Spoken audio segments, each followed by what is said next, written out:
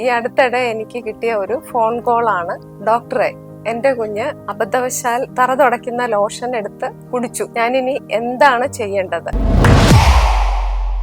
വളരെ വിരളമായിട്ടാണെങ്കിലും ഇത്തരം സന്ദർഭങ്ങൾ നമുക്ക് ഫേസ് ചെയ്യേണ്ടി വരാറുണ്ട്. കെമിക്കൽ പോയ്സണിങ് കുഞ്ഞുങ്ങളിൽ എങ്ങനെ കുറയ്ക്കാം എന്നതിന്റെ മെഷേഴ്സ് നമുക്ക് നോക്കാം. ഇവ കുഞ്ഞുങ്ങളുടെ കൈയെത്താത്തിടത്ത് ലോക്ക് ചെയ്ത് സൂക്ഷിക്കുക. അവയുടെ ഒറിജിനൽ കണ്ടെയ്നേഴ്സിനകത്ത് മാത്രമേ അവ സ്റ്റോർ ചെയ്ത് വെക്കാവൂ. ഒരു കാരണവശാലും നമ്മൾ ഉപയോഗിക്കുന്ന പെറ്റ് ബോട്ടിലുകളോ മറ്റ് പാനീയങ്ങളുടെ ബോട്ടിലുകളിലോ അവ സ്റ്റോർ ചെയ്യരുത്. മരുന്നുകൾ സൂക്ഷിക്കുമ്പോൾ ചൈൽഡ് സേഫ്റ്റി ക്യാപ്സ് ഉള്ള ബോട്ടിലുകൾ മാത്രം ഉപയോഗിക്കുക.